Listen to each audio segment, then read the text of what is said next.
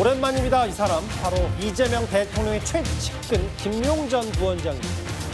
아시다시피 최근에요, 민주당 의원들이 조국, 윤미향 두 사람 사면 이후에 더 적극적으로 이재명 대통령의 측근도 정치검찰의 피해자다라고 언급을 했었는데요. 바로 이 대장동 사건 관련 뇌물 혐의로 구속된 김용전 부원장이 이제 보석으로 풀려나게 됐습니다.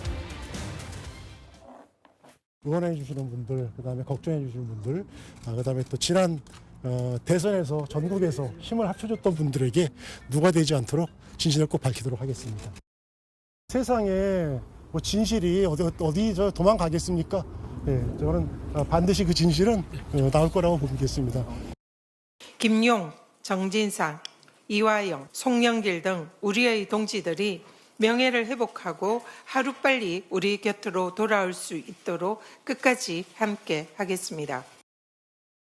1, 2심 두 번 모두 보석을 인용하긴 했습니다만 과거에 이후에 징역 5년을 선고하면서 보석이 취소되고 법정 구속됐던 김용전 부원장입니다.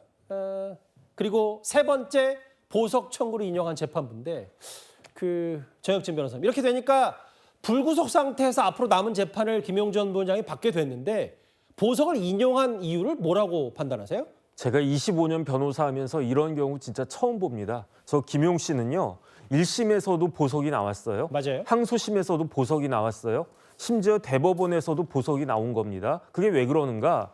구속기간이 6개월이기 때문에 그런 거거든요. 예. 그러니까 6개월 내에 판결을 해야 되는데 구속사건 같은 경우에는 예. 1심도 그렇고 항소심도 그렇고 워낙 증인 채택하고 그런 게 많았기 때문에 그랬기 때문에 6개월 내에 판결 선고를 할 수 없었던 거예요. 그런데 중요한 건 뭐냐면은 1심도 징역 5년 나왔고 항소심도 징역 5년 나왔습니다. 1심과 항소심이 선고 판결이 똑같았어요. 예. 이런 경우에 대법원은요, 쉽게 그냥 판결하면 됩니다. 그냥 상고 기각한다 한마디만 하면 되는데, 그런데 지금 대법원은요, 선고를 안 하는 건지 못 하는 건지 모르겠어요. 그러니까 쉽게 말하면 6개월씩이나 걸릴 사건이 아니거든요. 예. 그런데 만약에 선고를 한다라고 하면 무죄를 할 수는 없거든요. 왜냐하면 항소심까지 가가지고 사실관계는 다 확정이 된 거고 법리적으로 따져야 되는데 아무리 봐도 1심과 2심이 잘못됐다라고 볼 수는 없으니까. 예. 그러니까 어쩔 수 없이 절충적으로 정권 눈치 보면서 대법원이 취한 게 결국 어떻게 보면 묘수라고 할 수 있는 게 그냥 보석하고 앞으로 재판 안 하겠다는 그런 이야기입니다. 예. 그러다가 정권이 바뀌든지 어쩌든지 그렇게 되면 그때 가가지고 선고하면서 그러면서 남은 형기 채워라, 이렇게 될 가능성이 저는 굉장히 높다. 참 우리나라 법조계가 어떻게, 우리나라 대법원이 어떻게 이렇게 됐나 정말로 한심하고 참담할 지경이다. 잠시만요. 정 변호사 말씀 중에, 그러니까 정 변호사 개인적인 시각 중에는 네네. 항소심까지 징역 5년이 나왔고 보석 뒤집어서 다시 이제 수거하면 된 거잖아요. 대법원이 징역 5년이라는 사실관계를 마지막 대법원 최종 판결에서 뒤집을 수 없으니 시간을 좀 벌어주면서 불구속 상태를 만들어줬다라고 아예 보시는 겁니까? 왜냐하면 대법원 재판하는 거 아니거든요. 대법원에서는 법률심이기 때문에 그냥 기록만 보고 저 사람이 유죄냐 무죄냐 그것만 판단하는 건데, 대법원에 무슨 증인을 부릅니까? 뭘 합니까? 그다음에 대법관 정도 되시는 분들은 눈 감고도 판결문 쓰시는 분들이에요. 그런데 어떻게 저 사건 가지고 예. 6개월씩이나 이제 들고 있다가 이제 6개월 다 됐으니까 보석이나 해주자, 이렇게 할 수가 있겠는가? 이거는 우리나라 사법 시스템을 조금만 아는 사람이라고 하면 정말로 있을 수 없는 일을 대법원이 하고 있다, 이렇게 볼 수밖에 없을 겁니다. 일단 법적으로는 논란이다라는 게 정 변호사 개인적인 시각인데, 김진욱 대변인,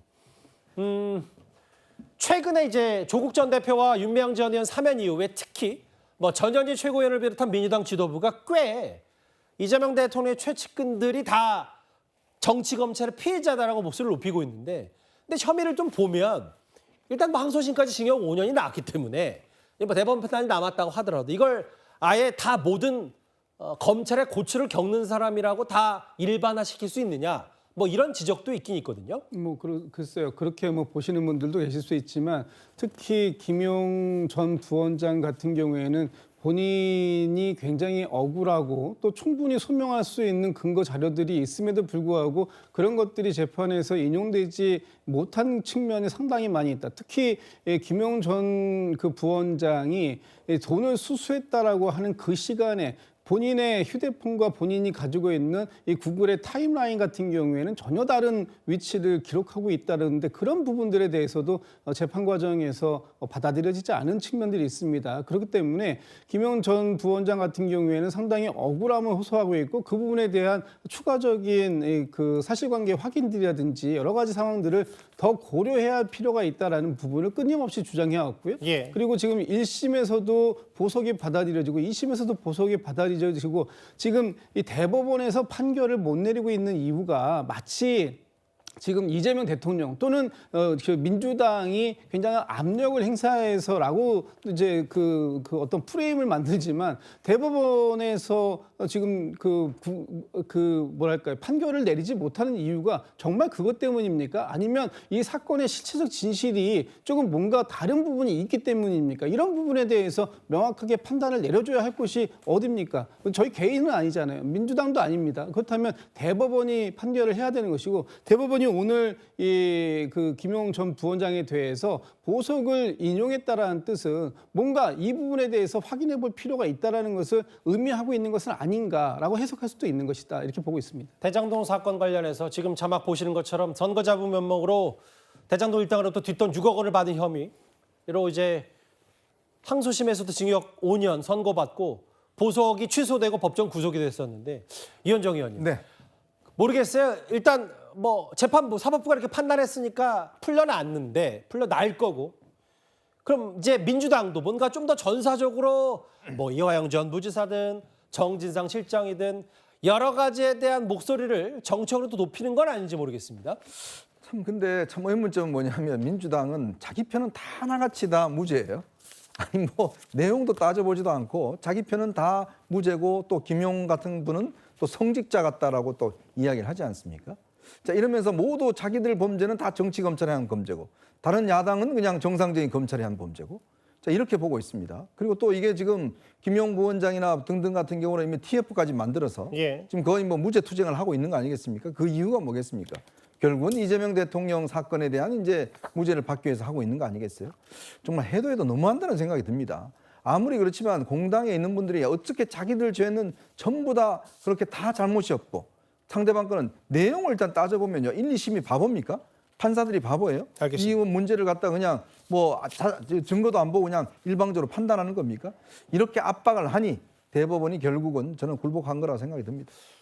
뭐 정책의 부분과 법적인 부분을 좀 별개로 봐야 되는데 일단 다시 한번 보석이 인용돼서 풀려날 겁니다. 김용 전 부원장 얘기. 최근에 이제 광복절 특사 이후에 여러 정치인들에 대한 뭐 사면, 복권 이런 것들이 논란거리였는데 최측근 김용 전 부원장이 이제 보석 인용 대법원의 판단 얘기까지 거의 속보성으로 짚어봤습니다.